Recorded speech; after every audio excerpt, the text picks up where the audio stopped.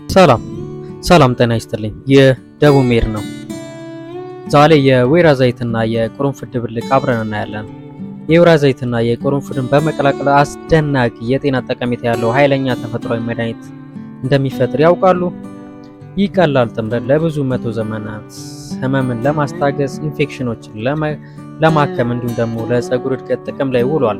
በዚህ ቪዲዮ ውስጥ የወይራ ዘይትን እና የቅርንፉድን በመቀላቀል የሚገኙ ጥቅሞችን፣ እንዴት መቀላቀል እንዳለብን፣ እንዴት ማዘጋጀት እንዳለብን፣ እንዲሁም ደግሞ እነማን እንደሚከለክሉ እነማን መጠቀም እንደሌለባቸው እናያለን። እንቀጥል። በመጀመሪያ ከመቀጠላችን በፊት ግን ቪዲዮአችን ላይክ፣ ሰብስክራይብ በማድረግ ይርዱን እንላለን። እናመሰግናለን። እንቀጥል። ለምን የወይራ ዘይትን እና ቅርንፉድን እንደባልቃለን ከተባለ የወይራ ዘይት በጸረ ኢንፌክሽን የሚዋጋ ኢንዛይም በውስጡ ይገኛል። ከእንደገና ደግሞ ጸረ ሙቀትን በተለይ ለታማሚዎችና በሆስፒታል ውስጥ ለሚገኙ ታማሚያን ይሄ ቢሰጥ ሙቀትን በመቀነስ ወይም ደግሞ ትኩሳትን በመቀነስ ይታወቃል። እንዲሁም ደግሞ በጤናማ ቅባቶች የበለጸጉ በመሆናቸው እነዚህ ጤናማ ቅባቶች ለሰውነታችን አስፈላጊ የሆኑ ኢንዛይሞች በውስጡ ይዘዋል ማለት ነው። ሌላኛው ደግሞ በሌላ በኩል ቅርንፉድ በውስጡ ኢጉናሎል የተባለውን ጠንካራ ጸረ ባክቴሪያና ጸረ ፈንገስ እንዲሁም ደግሞ ህመምን የሚያስታግስ ባህሪ በውስጡ ስላለው ይህም ለሰውነታችን የሁለቱ ጥምረት በጣም አስፈላጊ ነው ማለት ነው። እነዚህ ሁለቱ ንጥረ ነገሮች ሲጣመሩ በሳይንስ የተደገፈ ኃይለኛ የቤት ውስጥ መድኃኒትን ይፈጥሩልናል። በሁለተኛነት ደረጃ የወይራ ዘይትንና ቅርንፉድን መቀላቀል ጤናማ ጥቅሞችን ወይም ደግሞ ጤናማ ጥቅሞች ለጤናችን ወይም ደግሞ ለአኗኗር ዘይቤያችን የሚሰጡን የጤና ጥቅሞች ስናይ የመጀመሪያው የጥርስ ህመምና የድድ ህመምን ያስታግሱልናል።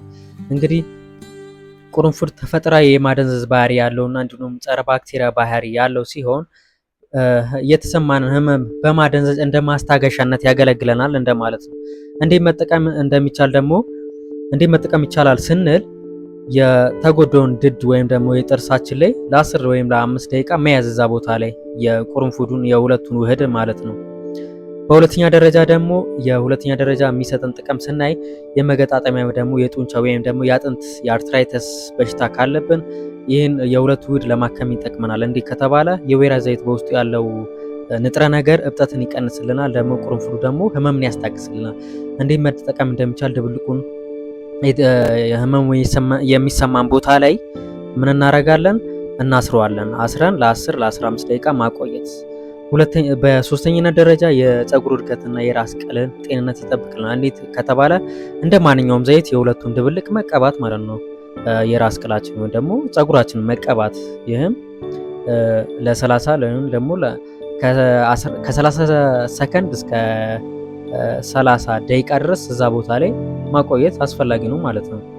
አራተኛ የሚሰጠን ጥቅም ስናይ የፈንገስ ኢንፌክሽኖችን እና የቆዳ ችግሮች ካለብን እንደ አለርጂዎችን ይዋጋልናል። እነዚህ ድብልቆች እንዳልነው ከላይ በቆዳችን ላይ የሚፈጠሩ ጸረ ባክቴሪያዎችን በማጽዳት ስለሚታወቅ በቆዳችን ላይ የሚታዩ ጸረ ፈንገስ እንዲሁም እንደዚህ አይነት በፈንገስ የምንጠቃ ከሆነ ለምሳሌ ብጉርን፣ ይሄ አትሌት ፉድ የሚባለው በብዛት እግራችን መሀል የሚያጠቃን በአማርኛ ጮክ የሚባለውን እሱን ለማጽዳት መቀባት በየዕለቱ የሁለቱን ውህድ መቀባት ያንን ቦታ ይሄ ጮክ የምንለው ደግሞ አትሌት ፉት የሚባለውን በሽታ ያጸዳልናል ማለት ነው። እንዲህ መጠቀም እንደሚቻል በየቀኑ ቢያንስ በትንሹ ጥፍርና ጥፍሮቻችን መሃል መቀባት፣ እዛ ቦታ ላይ መቀባት የአትሌት ፉት የሚባለውን ደግሞ ጮክን ያጠፋልናል ማለት ነው።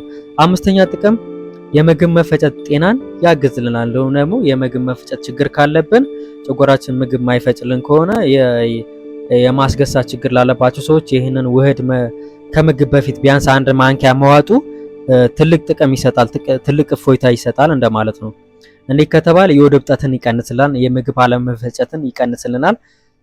የወይራ ዘይቱ ደግሞ የሆድ ዕቃችን የታችኛውን የውስጠኛውን ሽፋን ያለሰልስልናል ማለት ነው። ለስላሴ እንዲፈጠርና ምግብ የበላነው ምግብ አብዞርብ እንዲደረግ ወይም ደግሞ ከሰውነታችን ጋር እንዲዋሃድ ይጠቅመናል ማለት ነው።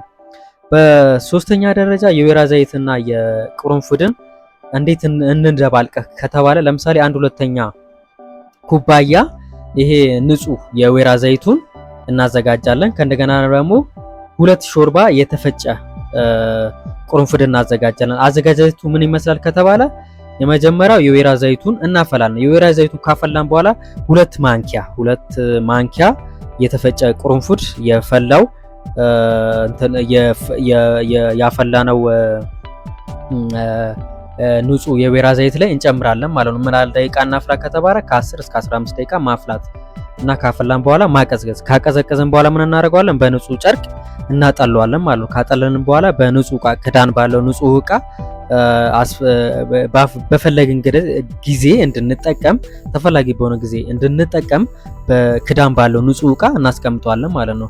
በአራተኛነት ደረጃ እነማን መጠቀም የለባቸውም ወይም ደግሞ ቁርንፉድና የወይራ ዘይቱን እነማን መጠቀም የለባቸውም? መጠቀም የሌለባቸው ሰዎች እነማን ናቸው ከተባለ ለነፍሰ ጡሮች አይመከርም። ለምን ከተባለ ቁርጠትን ሊያስከትል ስለሚችል ለነሱ አይመከርም ማለት ነው።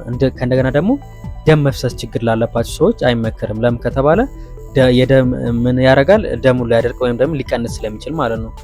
እንዲሁም ደግሞ የተለየ የቁር አለርጂ ያለባቸው